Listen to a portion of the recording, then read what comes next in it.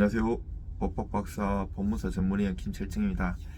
오늘은 우리가 이제 어떤 형사 문제가 되었을 때 형사 의견서, 진술서, 그리고 반성문, 탄원서 이런 형사 문제하고 또 행정심판하고 결부되었을 때 뭐 영업정지라든지 아니면 음주 운전해서 이것이 면허가 취소되면 거기에 따라서 면허를 구제하는 행정심판이라든지 행정심판에서 안되면 행정소송이라는 게 있고요. 우리가 이제 공인중개업이든 어떤 가게를 하든 술집을 하든 영업정지가 되면 그 영업정지돼서 이의신청하고 행정심판, 행정소송, 그리고 각 단계마다의 집행정지 신청 이런 것들이 있어요. 그렇지만 이거 갖고 별개로 음주운전 했을 때 형사가 돼요. 옛날에는 초심 같은 데는 초범 같은 경우에는 벌금형도 많이 났어요. 벌금도 천차만별이라 가지고 2천만 원부터 많아요, 차이가. 이것이 벌금 문제도 있지만 실형이나 집행유예를 받을 수 있어요. 이게 커요. 이렇기 때문에 음주운전하면 나도 다치지만 상대방을 목숨을 해할 수 있기 때문에 하셔서는 안 됩니다. 그렇지만 피치 못하게 하는 경우가 있어요. 예를 들어 내가 만약에 예를 들어서 내가 한 사건 중에 엘리베이터를 수리를 하는 기사인데 그 날이 비번인데 그 근처에서 친구들하고 오랜만에 술을 먹고 있었는데 그 엘리베이터에 사람이 갇혀 있어가지고 부득이하게 그 사람을 불렀고 좀 근처라서 하게 했는데 술을 먹어가서 완강히 부인을 했는데도 가라고 해가지고 하고 그 엘리베이터 1시간 동안 갇혀 있는 사람은 구제했지만 자기는 억울하게 면허 취소되고 형사처벌받게 될 경우라든지 또 여러가지 많은 사유들이 있어요. 제가 또 서울대 화계통에 이공계통에 그 나오신 분인데 이분도 이제 운전을 해야만 하는 업종이었는데 그 회사에서 그 구내 안에 있는 도로에서 이거를 음주를 약간 했는데 부득이하게 구제된 건데 한다고 다 구제되는 게 아니고요.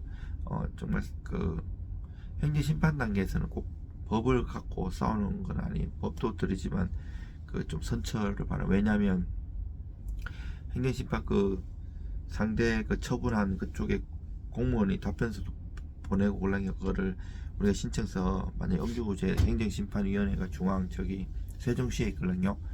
거기 중앙행심위에 내면 걔들이 그 상대 그 만약에 음주구제든 그 영업정지든 그 상대방한테 보내요. 그러면 그 공무원들이 답변서 하기 때문에 그 해당 분야의 법조문이나 이런 거는 공무원들이 더 잘하세요.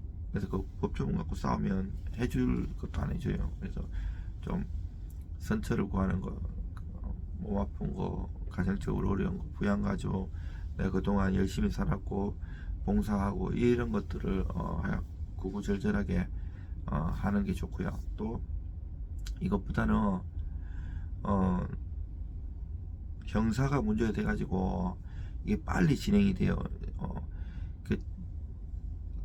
그 검찰에서 거의 뭐 약식 기소하면 벌금이 나오고 보통 이제 공판 절차 해부하면 그 경찰이 조사받는데 검사에서 또 조사받을 때 생각하는데 거의 건너뛰고 바로 돼요. 거의 옛날에는 검경수사권 조정돼가지고 조정되기 이전에는 경찰이 대충 수사해도 검사가 다시 수사하고 했잖아요. 근데 중대범죄가 아닌 이상 경찰이 수사의 종결권을 가져요. 그러면 내가 이제 검사에서는 빨리 그냥 경찰이 수사했는 거를 거의 믿고 바로 공판을 제기하든 약식 기소를 하는데 구공판을 때리는데 보통 정식재판으로 많이 가요. 정식재판 가면 그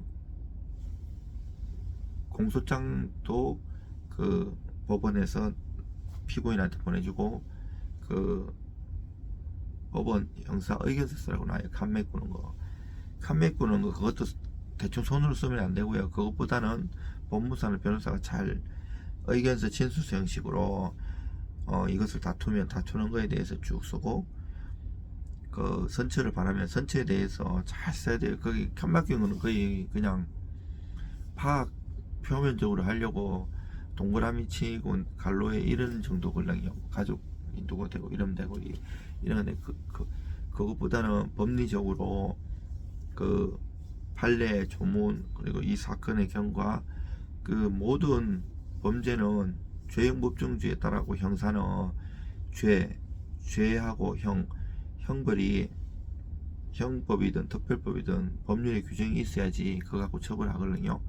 옛날에 원님 재판이나 중세시대하고는 다르죠. 마음대로 막 처벌하는데 지금은 현대에 와서는 죄형 법정주의가 중요한데 그 이것을 이 모든 범죄는 도이치 시프라이로 독일어로 다트 베시탄트라고 하는데 이것은 그 구성요건 해당성이라고 해요. 제가 외국어를 한 7개국어를 하는데 제가 박사학위도 형법 형사소송법으로 받았어요. 석사는 고대에서 민법 민사소송법 강제집행 민사집행법 신탁법 이런 걸 했지만 박사는 서울시립대에서 형법 형사소송법을 했어요. 두 학교 다 박사학위 받기 엄청 어려운 학교예요.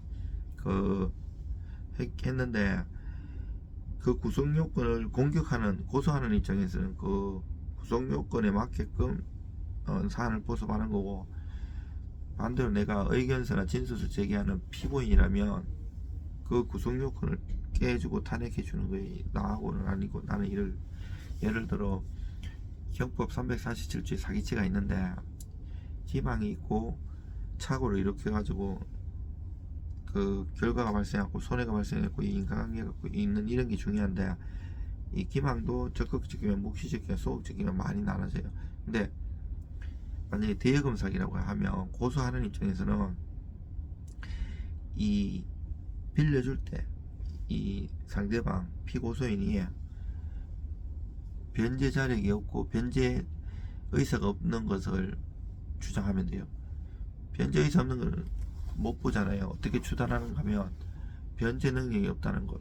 얘는 그 당시 빌려갈 때 이미 돌려막기 하고 있었고 여러 정황상 없다는 거. 아니면 뭐 소송 당하고 다른 사람한테 채무 불이행정 왔었다는 거. 이런 거를 해주는 거거든요.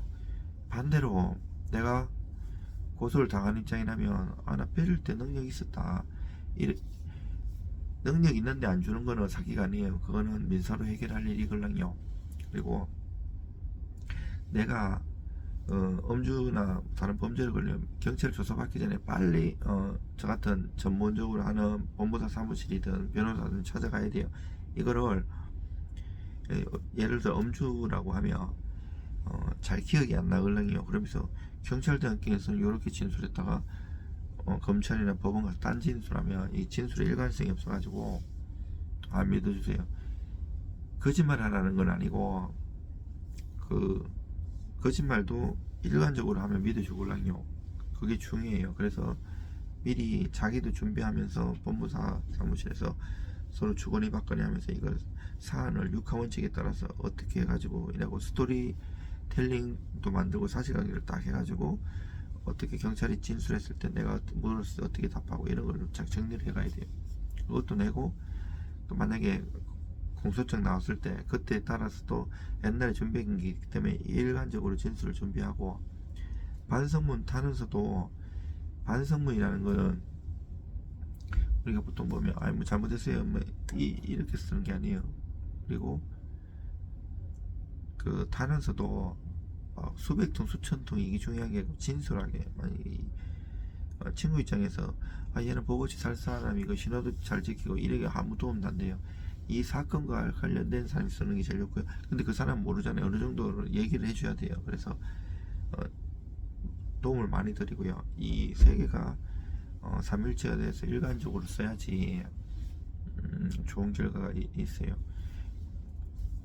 물론 뭐 100% 해결한다 이러면 사기꾼이고요. 그런 데는 변호사 찾아가면 안 되고요.